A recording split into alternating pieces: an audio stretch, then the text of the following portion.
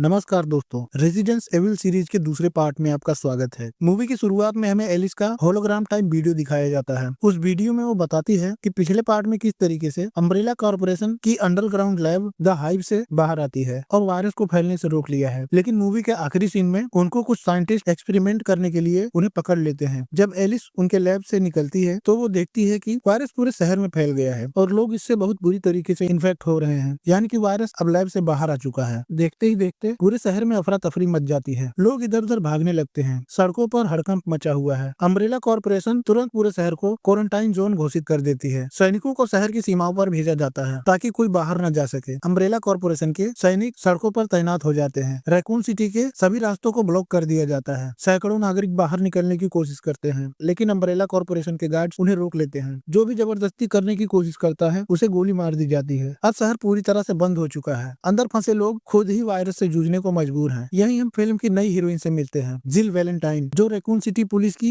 एक x officer है। वो पुलिस स्टेशन में घुसती है। अंदर सारे पुलिसकर्मी या तो मरे पड़े हैं या ज़ॉम्बीज में बदल चुके हैं। जिल बिना डरे उन पर गोलियां चलाती है, हर एक को हेडशॉट मारकर खत्म करती है। वो एक कैदी को भी बाहर निकालती है, टेरी मोरेलस, जो एक टीवी रिपोर्टर है और कैमरा लेकर पूरी तबाही रिकॉर्ड कर रही है। दूसरी तरफ अम्ब्रेला कॉर्पोरेशन की एक स्पेशल फोर्स यूनिट शहर में फंसे नागरिकों को निकालने की कोशिश कर रही है। इस टीम में होते हैं कार्लोस, ओलिवेरा, निकोलाय और बाकी सैनिक। वे सड़कों पर ज़ॉम्बीज से लड़ते हुए आगे बढ़ते हैं। अब जिल और टेरी एक चर्च में पहुंचती हैं, जहां कुछ लोग पहले से ही छिपे हुए होते हैं, लेकिन चर्च के अंदर भी सुरक्षित जगह नहीं है। छत के ऊपर से 3 लिकर्स नीचे कूदते हैं। वे एक एक करके लोगों को फाड़ देते हैं। जिल अपनी बंदूक निकालती है और एक लिकर पर फायर करती है, लेकिन तभी दरवाजे से एक बाइक की आवाज आती है। एलिस टूटी खिड़की से अपनी बाइक लेकर चर्च के अंदर घुसती है, सीधा एक लिकर पर टकराती है। वो बाइक से उतरती है, दोनों बंदूकें निकालती है और एक एक करके सारे लिकर्स को खत्म कर देती है। सभी लोग उसकी तरफ देखते हैं। अब वो पहले जैसी नहीं रही। उसके शरीर में अब कुछ बदलाव आ चुका है, क्योंकि अम्ब्रेला कॉर्पोरेशन ने उस पर प्रयोग किए थे। वो इंसान से कहीं ज्यादा ताकतवर बन चुकी है। एलिस जिल और बाकी लोगों की मदद करती है और कहती है अगर जिंदा रहना है तो यहाँ से निकलना होगा। इसके बाद सीन कट होता है और हम देखते हैं डॉक्टर चार्ल्स एशफोर्ड को, जो अम्ब्रेला कॉर्पोरेशन का वैज्ञानिक है और इसी ने ही वायरस को बनाया था। उसकी बेटी एंजेला एशफोर्ड भी शहर में कहीं फंसी हुई है। डॉक्टर एशफोर्ड अम्ब्रेला कॉर्पोरेशन की कैमरा सिस्टम में हैक करके एलिस और बाकी बचे लोगों को संदेश भेजता है, अगर तुम मेरी बेटी को ढूंढ लाओगे तो मैं तुम्हें शहर से बाहर निकालने का रास्ता बता दूंगा। अब कहानी का नया मिशन शुरू होता है, एंजेला को ढूंढना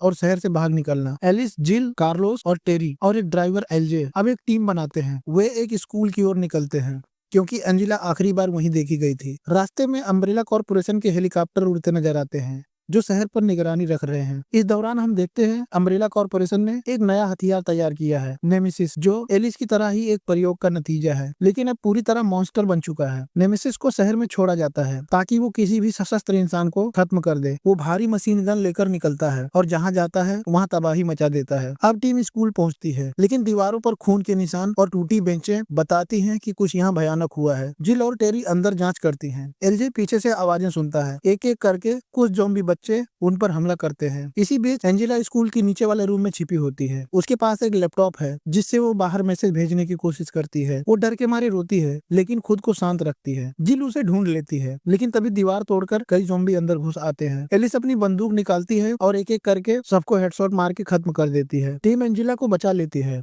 और सब लोग स्कूल से बाहर निकलने की कोशिश करते हैं। जिल, टेरी और एलजे गलियारे से निकलते हैं। तभी दरवाजे की लकड़ी टूटती है और 3 ज़ॉम्बी डॉग अंदर कूद पड़ते हैं। टेरी डर के मारे पीछे हटती है और तभी एक डॉग उस पर झपटता है। वो चीखती है और वहीं मर जाती है। एलिस और जिल बंदूक निकालकर डॉग्स पर फायर करती हैं। एलिस एक डॉग पर किक मारती है और वो सीधा गैस सिलेंडर से टकरा जाता है। एलिस लाइटर निकालती है और सिलेंडर की ओर फेंक देती है। एक बहुत बड़ा धमाका होता है। सारे डॉग जलकर खत्म हो जाते हैं। टीम अब एंजेला को लेकर तुरंत स्कूल से बाहर निकलती है। बाहर आते ही एलिस देखती है कि एंजेला थोड़ी अजीब व्यवहार कर रही है। वो पूछती है तुम ठीक हो? एंजेला कहती है मुझे टी वायरस की जरूरत है ताकि मैं जिंदा रह सकूं। सब हैरान रह जाते हैं। डॉक्टर एशफोर्ड की बेटी खुद टी वायरस से संक्रमित थी, लेकिन उसके पिता ने उसके शरीर में वायरस को स्थिर कर दिया था ताकि वो मर न सके, इसलिए उसे द चाइल्ड प्रोटोटाइप कहा गया। वही प्रयोग जिससे अम्ब्रेला कॉर्पोरेशन ने नेमेसिस और एलिस जैसे सब्जेक्ट बनाए थे। एलिस ये सब सुनकर समझ जाती है कि उसी वायरस ने उसे भी इंसान से कुछ और बना दिया है। उधर अम्ब्रेला कॉर्पोरेशन कॉर्पोरेशन के कंट्रोल रूम में मेजर केन और डॉक्टर आइजैक शहर की लाइव फीड देख रहे होते हैं। वो देख लेते हैं कि एलिस और नेमेसिस दोनों अब एक ही जगह की ओर बढ़ रहे हैं। डॉक्टर आइजैक कहता है समय आ गया है उन्हें आमने सामने लाने का। अम्ब्रेला कॉर्पोरेशन अब एलिस और नेमेसिस की लड़ाई को एक फील्ड एक्सपेरिमेंट की तरह इस्तेमाल करना चाहता था। कई कैमरे शहर भर में एक्टिव हो जाते हैं। अब वो दोनों की हरकत मॉनिटर कर रहे होते हैं। एलिस, जिल, एनजी और एलजे सड़क पर निकलते हैं जहाँ उन्हें कार्लोस, ओलिवेरा और निकोलाई की टीम मिलती है। कार्लोस के कुछ साथी मर चुके होते हैं। निकोलाई घायल है लेकिन फिर भी उनकी मदद करता है। वे सब मिलकर एक टीम बनाते हैं। एलिस समझाती है कि इस शहर में रहने का अब कोई फायदा नहीं है। अम्ब्रेला कॉर्पोरेशन सुबह शहर को पूरी तरह ब्लास्ट करने वाली है। वो कहता है हमें बाहर निकलना ही होगा। डॉक्टर स्फोर्ड रेडियो पर संपर्क करता है। वो बताता है कि शहर से निकलने का एक रास्ता है। रैकून सिटी के आखिरी छोर पर एक हेलीपैड पर एक अंतिम एस्केप हेलीकॉप्टर है, लेकिन वहाँ तक पहुँचने के लिए नेमेसिस और अम्ब्रेला कॉर्पोरेशन की सेनाओं से गुजरना होगा। जैसे ही टीम आगे बढ़ती है अचानक चारों तरफ गोलीबारी शुरू हो जाती है। ऊपर से अम्ब्रेला कॉर्पोरेशन के सैनिक उतरे होते हैं और उनके साथ वही मॉन्स्टर आता है। वो मेटल आर्मर में लिपटा हुआ विशालकाय मॉन्स्टर एक मिनी गन और रॉकेट लॉन्चर लिए सामने आता है। उसकी एक आंख पर लाल टारगेटिंग लेजर घूम रहा होता है। वो एक ही झटके में कई पुलिस और अम्ब्रेला कॉर्पोरेशन के सैनिकों को उड़ा देता है। टीम कार के पीछे छिपती है। जिल कहती है वो क्या चीज है। एलिस बताती है अम्ब्रेला कॉर्पोरेशन का नया खिलौना। नेमेसिस की नजर एलिस पर पड़ती है। वो रुकता है मानो उसे पहचान गया हो, जैसे दोनों पहले मिल चुके हों। मेजर कैन मॉनिटर पर ये सब देख रहा होता है और वो अपने सैनिकों से कहता है अब वक्त है प्रोजेक्ट नेमेसिस का पूरा टेस्ट करने का। डॉक्टर आइजैक कहता है लेकिन एलिस अब अनकंट्रोलेबल है। केन कहता है इसीलिए ये फाइट जरूरी है। एलिस और बाकी लोग एक हेलीकॉप्टर से भागने की कोशिश करते हैं, लेकिन उसी हेलीकॉप्टर में मेजर कैन भी होता है। वो सबको बंधक बना लेता है और एलिस को नेमेसिस से फाइट करने के लिए मजबूर करता है। एलिस जब मना करती है तो मेजर कैन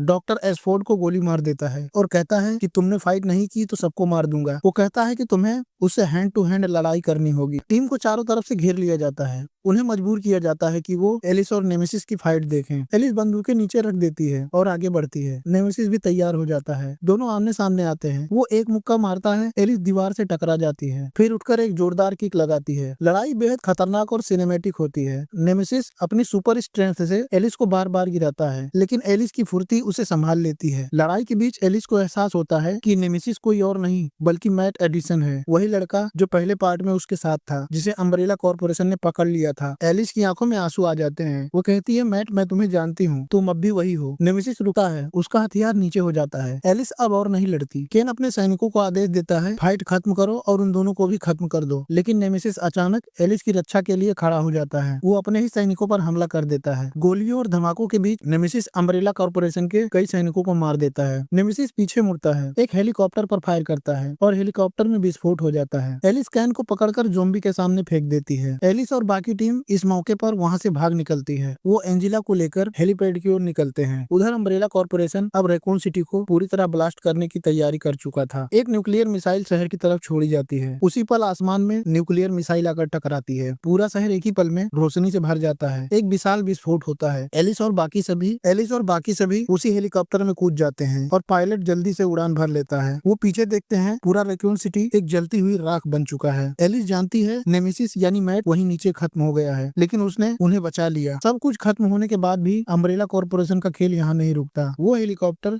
जिसमें एलिस और बाकी लोग उड़ रहे थे अचानक कंट्रोल खो देता है और हेलीकॉप्टर एक जंगल में जाकर क्रैश हो जाता है। सालों बाद कहीं एक अंधेरी लैब में एक मेडिकल टैंक के अंदर एलिस की आंखें खुलती हैं। डॉक्टर आइजैक अब भी जिंदा है। वो अपने असिस्टेंट से कहता है सब्जेक्ट एलिस जाग गई है। कैमरा दिखाता है एलिस का शरीर पूरी तरह ठीक हो चुका है, लेकिन अब उसमें कुछ और भी है। कैमरा दिखाता है एलिस का शरीर पूरी तरह से ठीक हो चुका है, लेकिन उसमें अब कुछ बदलाव आ चुके हैं। वह नॉर्मल इंसान से अधिक ताकतवर है, लेकिन उसे कुछ याद नहीं होता। वो अपनी याददाश्त खो चुकी है। डॉक्टर उसे बातें याद करने को कहता है। एलिस पूरी जोर लगाती है और उसे सब कुछ याद आ जाता है। जैसे ही उसे पता चलता है कि वो कौन है, वो इन सभी पर हमला कर देती है और वहाँ से भाग जाती है। एलिस जैसे ही बाहर निकलती है, अम्ब्रेला कॉर्पोरेशन के गार्ड उसे घेर लेते हैं। तभी बाहर एक गाड़ी आती है। उसमें जिल, कार्लोस, एंजिला और एलजे निकलते हैं। वो सब नकली सोल्जर बनकर उसे वहाँ से ले जाते हैं। डॉक्टर आइजैक को सब पता होता है कि ये लोग नकली सोल्जर हैं, फिर भी वो उन सबको जाने देता है। जैसे ही वो लोग गाड़ी से निकलते हैं, अम्ब्रेला कॉर्पोरेशन का एक सैटेलाइट ऊपर से एलिस को ट्रैक कर रहा होता है। एक रेड डॉट उसकी आंखों में चमकता है। इसका मतलब है कि अम्ब्रेला कॉर्पोरेशन अब भी उसे रिमोटली कंट्रोल कर रहा है। और इसी के साथ यह मूवी यहीं पर खत्म हो जाती है। दोस्तों, वीडियो आपको कैसी लगी कमेंट सेक्शन में जरूर बताना और आप चैनल पे नए हो तो वीडियो को लाइक और चैनल को सब्सक्राइब जरूर करना। मिलते हैं किसी और वीडियो में।